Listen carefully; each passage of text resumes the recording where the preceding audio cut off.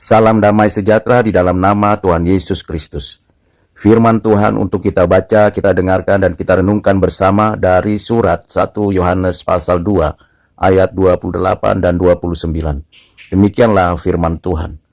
Maka sekarang, anak-anakku, tinggallah di dalam Kristus, supaya apabila ia menyatakan dirinya, kita beroleh keberanian percaya dan tidak usah malu terhadap dia pada hari kedatangannya. Jikalau kamu tahu bahwa ia adalah benar, kamu harus tahu juga bahwa setiap orang yang berbuat kebenaran lahir daripadanya.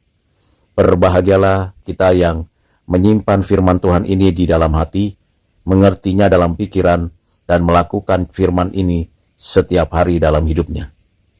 Saudara yang kekasih di dalam Kristus, ini adalah sebuah anjuran yang penting untuk setiap orang Kristen yang mengerti posisinya sebagai anak-anak Allah, yang mendapatkan peringatan dan nasihat dari seorang Rasul Kristus yang sudah melewati perjalanan iman lebih dari 40 tahun sejak dipanggil sebagai murid Kristus dan melewati masa-masa penganiayaan yang berat. Rasul Yohanes, seorang rasul yang sejak mudanya dididik, dilatih, diperlengkapi oleh Tuhan Yesus, dan terus-menerus diberikan otoritas kuasa menjadi saksi Kristus dan menyatakan kebenaran. Anjuran, nasihat dari Rasul ini memberikan kepada kita peringatan dan pengertian yang mendalam tentang kesatuan kita dengan Kristus. Seperti yang sudah ditulisnya di dalam Injil Yohanes pasal 15 ayat 1-8. Kita diminta dan diperintah oleh Tuhan Yesus sebagai murid-muridnya, sebagai anak-anak Allah Bapa, menyatu dengan dirinya. Tinggal di dalam Kristus merupakan perintah yang mendasar dan mendalam untuk kesatuan kita di dalam hubungan kita secara personal dengan Kristus. Kesatuan dengan Kristus dan tinggal diam di dalamnya adalah pekerjaan Roh Kudus untuk diterapkan di dalam hidup kita berdasarkan anugerah dan kasih Allah Bapa bagi kita.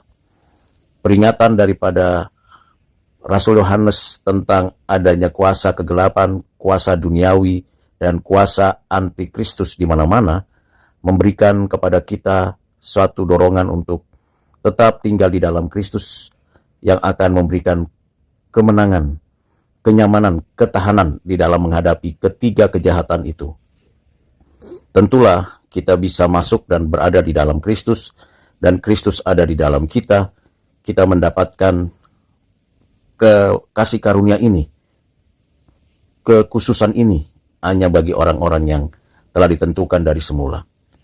Di sini sungguh jelas bahwa Rasul Yohanes memberikan kepada kita satu tujuan mengapa kita tinggal di dalam Kristus dalam situasi dan kondisi yang kita hadapi, supaya kita berani percaya. Ini tidak sekedar proklamasi iman di antara orang-orang dunia, di antara orang-orang kafir penyembah berhala. Ini merupakan suatu tindakan iman, menyaksikan Kristus dimanapun, kapanpun, dengan cara yang baik, suci, dan adil. Kita beroleh keberanian. Keberanian yang dimaksud adalah keberanian seperti Kristus yang menyatakan kebenaran di hadapan orang-orang beragama seperti Farisi, Saduki, di hadapan pemerintahan kerajaan dan kekuasaan dunia, di hadapan banyak orang, dan dimanapun. Kita meminta kepada Tuhan untuk berani percaya bahwa Tuhan Allah beserta dengan kita. Kristus yang mendiami kita dan kita diam di dalam Kristus, berkemah dan beserta dengan kita. Kita akan menang menghadapi kegelapan kuasa dunia dan kuasa-kuasa antikristus dimanapun saja berada. Kita tidak menjadi seorang pengecut atau seorang yang mundur dari kesaksian hidup kita. Itu tujuannya, itu arahnya untuk kita tinggal di dalam Kristus. Bukan gagah-gagahan atau mencari kepentingan keuntungan diri, tidak. Kita tinggal di dalam Kristus untuk berani melangkah maju. Yang kedua, supaya kita tidak malu. Kita tidak malu menceritakan tentang iman kita kepada Kristus. Kita tidak malu menjelaskan siapakah Yesus Kristus bagi diri kita. Tuhan, Juru Selamat penebus kita.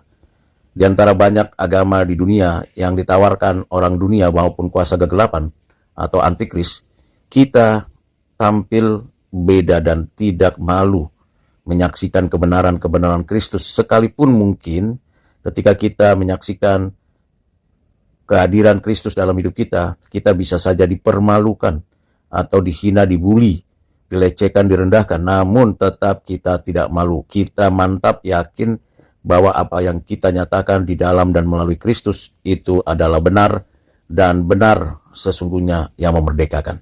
Sehingga ketika kita berani dan tidak malu, kita mendapatkan satu kemampuan untuk bisa menikmati hidup dan kehidupan.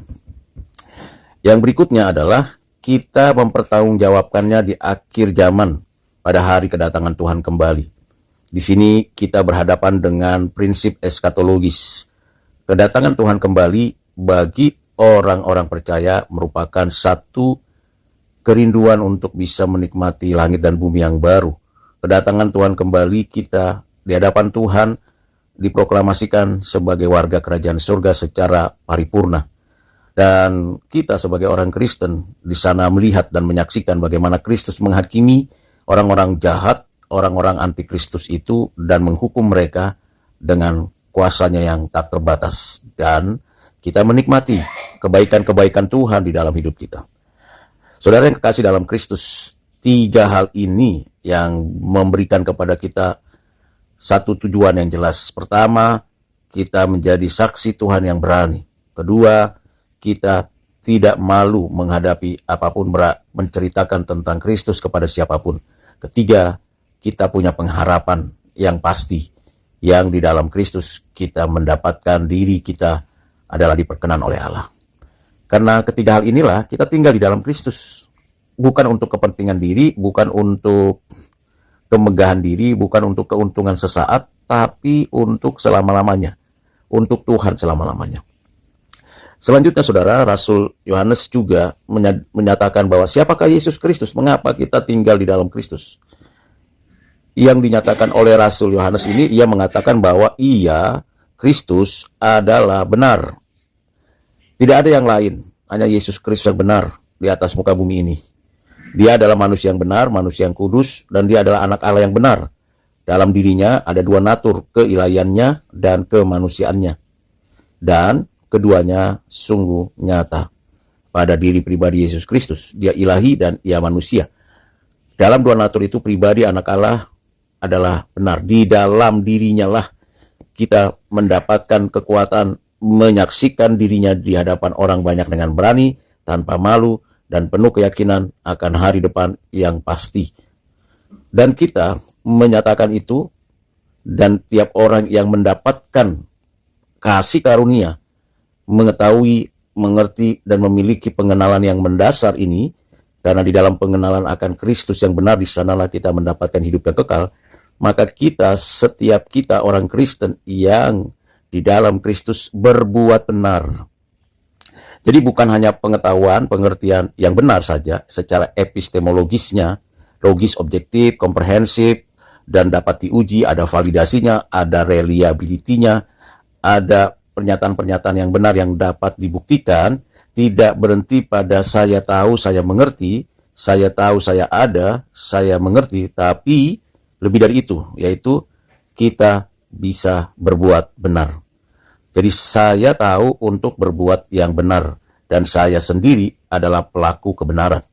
Ini yang penting. Jadi tujuannya jelas, pengenalan kita akan Allah yang benar di dalam Kristus, dan Kristus adalah yang benar itu, maka kita dengan kuat kuasanya hidup berbuat benar.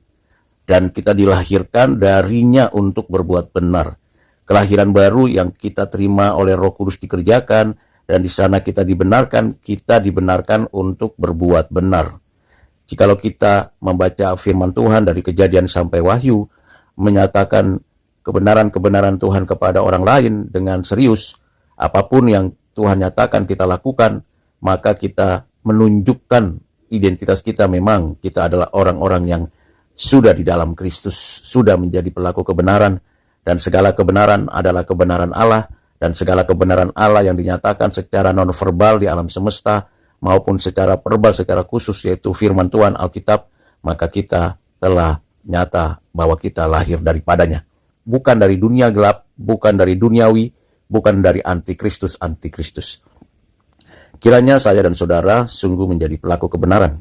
Jika iya, katakan iya. Jika tidak, katakan tidak. Apa itu kebenaran? Dirinya Kristus sendiri. Rela berkorban, rela melayani, rela menyatakan segala hal yang penting. Yaitu bahwa hanya di dalam dan melaluinya lah kita diselamatkan. Karena di bawah kolong langit ini tidak adalah nama lain yang diberikan kepada kita kecuali di dalam Kristus yang mana kita beroleh keselamatan. Di luar Kristus adalah kebinasaan. Itulah kebenaran. Kiranya Tuhan menolong saya dan saudara menjadi saksi Kristus sekarang dan selamanya. Tuhan Yesus memberkati. Amin.